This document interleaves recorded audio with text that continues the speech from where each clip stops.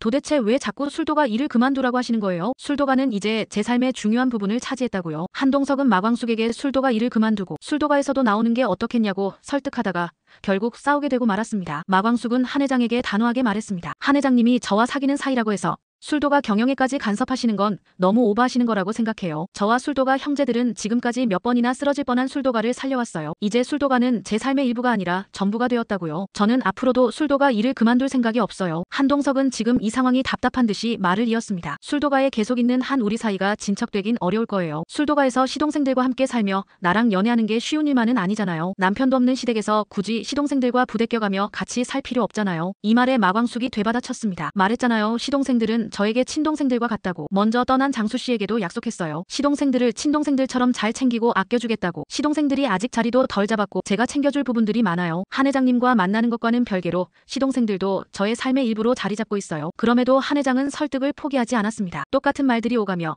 팽팽한 긴장감 속에서 두 사람은 각자의 의견을 강하게 내세우며 대치하게 되었습니다. 결국 마광숙은 폭발했습니다. 지금까지는 모든 걸 회장님 뜻대로 해오셨겠지만 저한테까지 모든 걸 회장님 뜻대로 좌지우지하려고 강요하지 마세요. 불쾌하니까. 저는 제가 원하는 방식대로 살아갈 권리가 있어요. 불쾌하다니. 광숙씨, 무슨 말을 그렇게 해요? 내가 언제 강요했다고 그래요? 앞으로의 일을 상의하는 건데 광숙씨 미래에 내가 낄 자리는 없는 거예요? 그렇게 자꾸 똑같은 말들로 설득하시려는 것 자체가 저한테는 강요처럼 느껴져요. 저는요, 솔직히 우리 만난 지 얼마 되지도 않았는데 자꾸 술도가에서 나오라고 하질 않나, 술도가 일을 그만두라고 하질 않나. 저는 한 회장님이 너무 급하게 몰아붙이시는 것 같아요. 그리고 저는 나중에 한 회장님하고 결혼하더라도 술도가 일을 그만둘 생각 없어요. 일 다 그만두고 집에서 남편 내조나 하면서 살고 싶지 않다고요. 저에게 술도가 일은 중요한 사명이에요. 마광숙과 한동석은 술도가 앞에서 서로 자기만의 입장을 내세우며 싸우다가 시동생들이 두 사람이 싸우는 모습을 목격하게 되었고 그 뒤로 두 사람의 눈치만 살피게 되었습니다. 오천수가 조심스럽게 마광숙에게 물었습니다. 한 회장님이랑 아까 심하게 싸우시던데 무슨 일 있으셨어요? 아니, 글쎄 한 회장님이 저보고 그만 술도가에서 나오는 게 어떻겠냐고. 술도가 일은 시동생들에게 맡기고 저보고는 술도가에서 손을 떼는 게 낫지 않겠냐고 자꾸 설득하잖아요. 제가 몇 차례나 술도가는 저한테 중요한 사명과도 같은 일이라고 한 회장님을 만난다고 해서 술도가 일을 그만두고 집에서도 나오는 일은 없을 거라고 했어요. 나는 술도가 일 정말 그만둘 생각 추호도 없어요. 술도가는 내 삶의 전부예요. 술도가 일 끝까지 할게요. 여기서 물러나는 건 나를 부정하는 거예요. 마광숙이 술도가 일을 그만둘 생각이 없다며 술도가 일은 자신에게 중요하며 집에서도 나올 생각이 없다는 말을 들은 술도가 형제들은 마광숙의 말에 크게 감동을 받았습니다. 솔직히 LX호텔 한동석 회장님과 만나게 되었다는 말을 들은 순간부터 마음 한편에는 형수님이 이제 우리 형제들을 버리고 한동석 회장과 결혼해서 술도가를 영영 떠나버리면 어쩌지 란 불안감이 있었습니다. 어느 순간 마광숙이 형수님을 넘어 엄마이자 누이 같은 존재가 되어버렸습니다. 형수님이 자신들을 떠나 새로운 둥지로 떠나버릴까봐 마냥 기뻐하며 축하해줄 수 없었던 것입니다. 거기다 상대는 LX호텔 회장님이었습니다. 보통의 여자들이라면 전 남편의 시동생들은 나 몰라라 하고 일찌감치 재혼하여 새 출발하려고 서두르는 재벌집 회장님이었던 것입니다. 이런 회장님의 구애를 뿌리치고 술도가와 술도가의 형제들을 우선순위에 두며 확고하게 고집을 부리는 마광숙의 모습에 형제들은 다시 한번 감동을 받았습니다. 하지만 마광숙과 한 회장의 냉전이 길어지자 술도가 형제들은 슬슬 걱정이 되기 시작했습니다. 두 분 아직도 화해 안 하셨어요? 두 분 그만 화해하시는 게 어때요? 술도가 형제들이 조심스럽게 말해봤지만 마광숙은 단호하게 대답했습니다. 그렇게 사람을 자기 맘대로 쥐락펴락하려는 사람은 딱 질색이에요. 내가 한 회장님이랑 사귄다고 해서 한 회장님이 원하는 대로 움직이고 살아갈 생각은 눈꼽만큼도 없어요. 난 그런 여자가 아니에요. 그런 게 한 회장님이 말하는 사랑인가요? 맞춰주는 게 아니라 바꾸려 드는 거잖아요. 오천수는 난감하여 이번에는 한 회장님을 찾아가 화해하시는 게 어떻겠냐고 설득해보았습니다. 한 회장은 오천수를 붙잡고 한풀이를 했습니다. 내 살다 그렇게 고집 센 여자는 처음이야. 내가 틀린 말한 건 아니잖아. 나랑 만나면서 시동생들 챙기고 시동생들과 산다는 게 말이 되나? 이제는 술도가를 자네들이 맡아서 경영해도 되잖아. 오천수는 난감했지만 다시 한번 한 회장을 달래듯 이야기했습니다. 한 회장님이 서두르시는 마음도 이해합니다만 형수님이 술도가를 소중히 여기는 뜻도 존중해주세요. 형수님에게 술도가는 그만두어도 아쉽지 않은 일이 아닙니다. 술도가는 형수님이 모든 걸 쏟아부어서 일으켜 세우고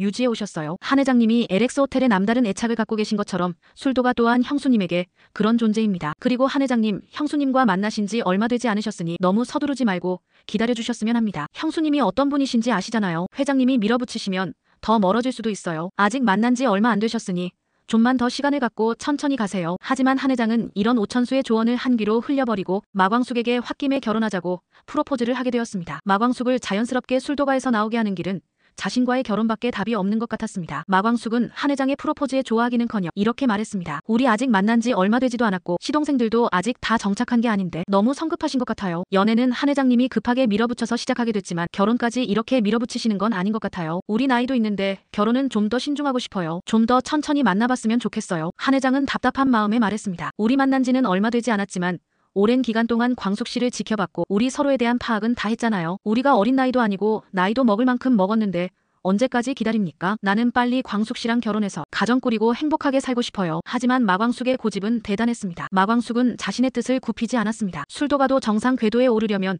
아직 시간이 필요하고 아직 술도가 일만 신경 쓰기에도 벅차요. 저는 그리고 결혼한다고 해서 술도가 일을 그만두고 회장님 내조만 하면서 살 자신 없어요. 회장님은 그런 분을 원하고 계신 건가요? 한 회장은 당황하여 말했습니다. 나는 광숙 씨가 광숙 씨라서 좋아하는 거예요. 그런데 왜 자꾸 술도가 일을 그만두라고 하세요? 한 회장님은 지금 제가 술도가 일도 그만두고 회장님 옆에서 회장님만 챙기면서 아내 역할에만 충실하길 바라는 거잖아요. 한 회장은 골치가 아팠습니다. 한 회장은 지금까지 자신의 뜻대로 일이든 사업이든 인간관계든 주도적으로 이끌어왔습니다. 하지만 단 한 사람 자신의 눈앞에 있는 마광숙이라는 이 여자만큼은 쉽사리 자신의 뜻대로 움직여주지 않았습니다. 마광숙의 확고한 신념과 고집, 독립적인 행보에 한동석은 당황하여 우왕좌왕하게 되었습니다. 결국 마광숙의 고집에 한 회장은 한 발 양보했습니다. 술도가 일을 그만두라고 강요해서 미안해요. 나는 광숙 씨가 시동생들 문제로 힘들어하고 술도가 일도 너무 힘들어 보여서 이제 편히 쉬라고 그런 제안을 한 건데 그게 불쾌했다면 사과할게요. 이제 술도가 일을 그만두라고 더 이상 말하지 않을게요. 광숙 씨가 하고 싶은 대로 해요. 한 회장에게 마광숙 같은 사람이 지금껏 없었습니다. 대부분의 사람들이 한 회장이 가진 재력을 이용하여 상대를 마음껏 휘둘려도 적당히 자신의 뜻대로 움직여 주었습니다. 그는 늘 자신감 넘치게 사람들을 설득해왔고 때로는 강요도 서슴지 않았습니다. 그래도 아무 갈등이나 마찰이 없었습니다. 하지만 마광숙만큼은 달랐습니다. 마광숙은 한 회장이 가진 것들에 흔들리지 않았고 끝까지 자신의 소신을 지켰습니다. 그 순간 한동석은 자신이 지금까지 얼마나 주도적인 삶을 살아왔고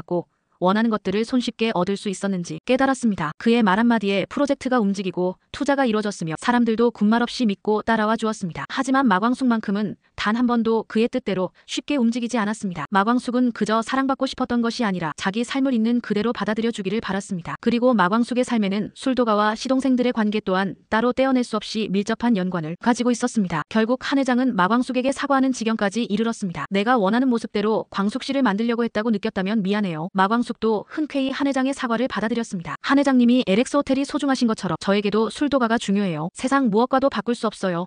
술도가와 저는 따로 뗄 수 없는 존재예요. 술도가 형제들 또한 마찬가지예요. 한동석 회장은 마광숙만 따로 시동생들에게서 떼어내 자신의 곁으로 데려올 수 없다는 사실을 인정할 수밖에 없게 되었습니다. 마광숙을 얻으려면 시동생들 또한 품어야 했습니다. 한동석은 말없이 마광숙을 바라보았습니다. 한동안의 침묵이 흐른 뒤 조용히 입을 열었습니다. 알겠어요. 광숙 씨가 원하는 대로 해요. 광숙 씨가 원하는 대로 천천히 가요. 내가 기다릴게요. 하지만 나 너무 오래 기다리게 하지 말아요. 과연 한동석 회장은 마광숙을 얻기 위해 시동생들과의 갈등을 해결하고 관계를 개선할 수 있을까요? 마광숙과 결혼하기 위한 한동석 회장의 험난한 앞길이 예정되어 있는 듯합니다. 오늘 이야기는 여기까지입니다. 이 채널의 영상들은 저의 상상이 들어간 예상 스토리로 본 드라마의 내용과 다를 수 있음을 알려드립니다. 오늘 이야기도 재미있으셨다면 구독, 좋아요, 알림 설정까지 해주세요. 여러분의 의견들도 댓글로 남겨주세요. 다음에도 재밌는 이야기들로 찾아올게요. 감사합니다.